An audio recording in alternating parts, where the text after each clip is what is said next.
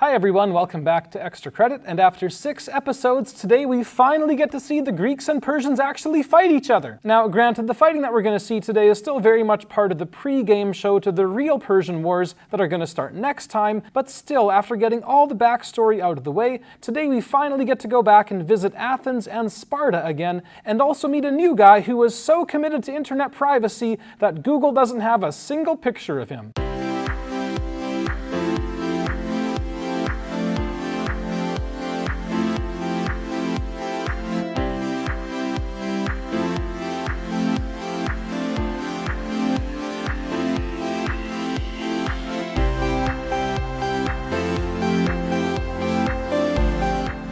So last time we saw how in 546 BC, the Persian Empire was on an apparently unstoppable winning streak, expanding westwards into Asia Minor, i.e. modern-day Turkey, and taking over the kingdom of the most unfortunate king, Croesus. But as we're going to see today, in setting up camp in Asia Minor, the Persians actually got a whole lot more than they bargained for, particularly because a bunch of the people living on the west coast of Asia Minor happened to be Greeks. And even though these particular Greeks were called Ionians and weren't exactly part of the in-crowd on mainland Greece with Athens and Sparta, they still very much saw themselves as distinct from the Persians and very much resented being ruled over by them. And as Katniss Everdeen could tell you, all it takes to set fire to a situation like this is a single spark.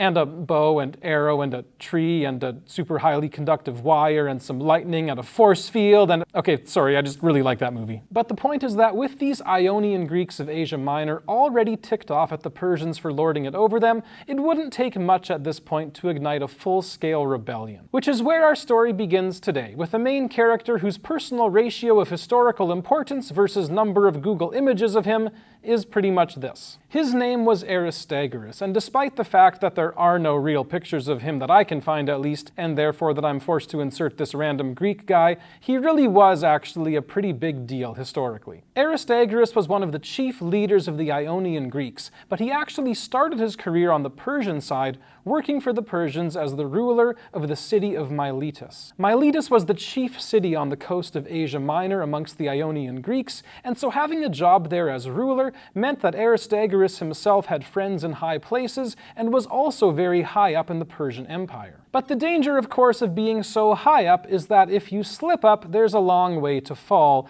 a lesson that Aristagoras was about to learn the hard way. What happened was that in 499 BC, Aristagoras decided to use his power and influence with the Persians to lead a Persian invasion of the Greek island of Naxos. Naturally, his Persian bosses were just fine with this idea, and they gave him a whole bunch of troops and ships to go get the job done. Except that he didn't get the job done. The invasion of Naxos turned into a complete fiasco that blew up in his face and left everybody involved completely humiliated, most of all Aristagoras himself. Rightly afraid now that his Persian bosses were going to punish him for this complete and utter gong show, Aristagoras decided to throw caution to the wind, ditch the Persians entirely, and use his influence as leader of the Ionian Greeks to launch a full-scale rebellion against the Persians. It's pretty much the equivalent of saying, well, Mom and Dad, you can't ground me if I burn down the entire house. This rebellion of the Ionian Greeks against the Persians lasted for about 6 years between 499 and 493 BC, and is called by most historians the Ionian Revolt, because the people were absolutely revolting.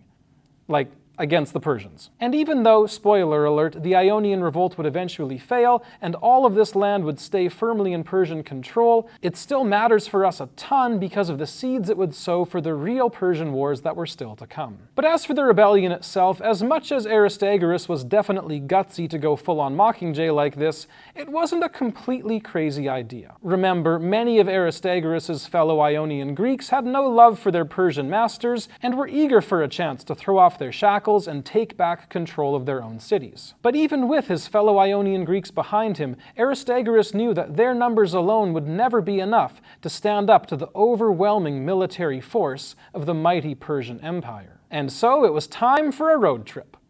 Or a goat trip, or a boat trip or however you get around in Greece. I mean, maybe it's Uber? I don't know, actually. Did the Greeks invent Uber? Whatever the mode of transportation, as the fires of the Ionian Revolt raged behind him, Aristagoras himself took off for mainland Greece with the goal of scoring some major reinforcements. And with that in mind, you can probably guess exactly where he stopped first, at the city-state that was already legendary for its unbeatable army, home to the toughest, fiercest, and bravest warriors in all of Greece.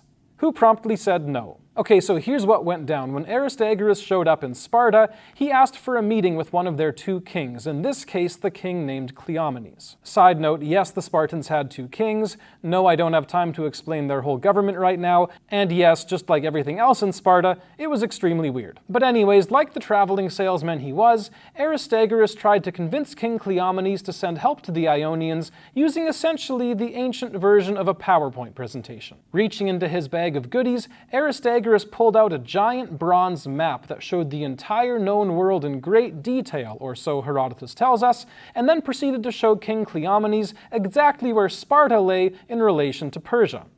Which was a really bad idea. See, like any self-respecting Spartan, Cleomenes' #1 fear was that with the Spartan army away, the Helots would come out and play. And by play, I mean launch a full-scale rebellion, throw off the Spartans' shackles, and run away. Which means that as much as Cleomenes had sympathy for the Ionian Greeks and their rebellion, he had no choice but to send Aristagoras away empty-handed. But in true telemarketer fashion, Aristagoras refused to take no for an answer, determining to call Cleomenes for the next 1,300 days in a row exactly at dinner time. No, just kidding. What he actually did was he started to make huge cash bribes to Cleomenes that got bigger and bigger as Aristagoras got more and more desperate. Finally, according to one of the most delightful details in his book, the historian Herodotus tells us that it was Cleomenes' 9-year-old daughter, Gorgo, who finally stepped forward to put an end to this embarrassing display. Stepping up next to her dad, she said, "Father, this stranger will corrupt you unless you get to your feet and leave."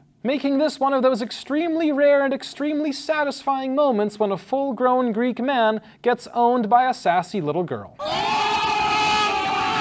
So leaving Sparta behind, Aristagoras the traveling salesman headed east for the 150-mile journey to his next destination, Athens. This time, with no paranoid king or pesky little girl to get in the way, Aristagoras finally got what he came for. Standing before the democratic assembly of the Athenian people, Aristagoras made a passionate speech about how the Athenians owed it to the Ionians to send them help because of the long historical connection their two peoples shared. Now, it's worth noting that Herodotus, who was writing years after these events and therefore knew how doomed this whole thing actually was, took a rather grim view of what happened next, as he says to us in his histories. This is why when the Athenians allowed themselves to be persuaded by Aristagoras and voted to send help to the Ionians, Herodotus compares their response with that of King Cleomenes by famously commenting, "This seems to suggest that a crowd is more easily fooled than a single man." In the end, the Athenians voted to send a grand total of 20 of their best warships to help the Ionian Revolt,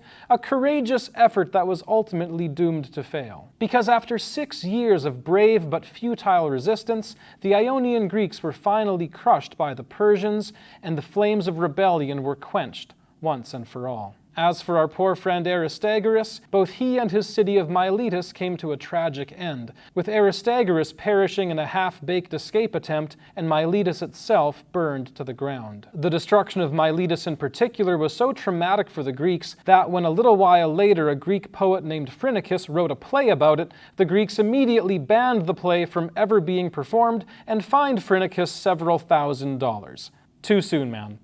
Too soon. But as it would turn out, the end of the Ionian Revolt was really the beginning of a far more epic showdown still to come. You see, although the 20 fateful ships sent by the Athenians weren't enough to turn the tide of battle, they were certainly enough to get the attention of the new Persian king. By this time, our old friend Cyrus the Great was long dead, with his shoes having been filled in 522 BC by the new great king of Persia, Darius. Darius, of course, is still famous for his role in the Bible as that guy who one time got duped into making his friend Daniel take an extremely risky sleepover with some lions, which also landed him a spot in the highly exclusive club of famous historical figures who have been portrayed at least once by a giant computer-generated asparagus. But as hilarious as his VeggieTales counterpart undoubtedly is, the real-life Darius was in no mood for laughing. Instead, seething with fury at these insolent Ionian Greeks who had been so bold as to challenge him, Darius became obsessed with a single thought: revenge. To unleash the full, terrifying might of Persia against anybody who had been so foolish as to help these traitors, even if all they had done was send, say, a few ships. And so Herodotus tells us that to make sure the heat of his wrath would never cool, Darius assigned a servant to stand before him at his dinner table each night to say one thing, and one thing only: "Lord, remember the Athenians." Which I guess is what people did before Siri? Hey everybody, thanks for watching Extra Credit. Hopefully you're enjoying the series so far and are eager to see where things go from here. This week's pop quiz is: what was the name of the badly timed play published by the poet Phrynichus? Remember to enter the contest in room 215. As always, work hard, read books, play outside, and we'll see you next time.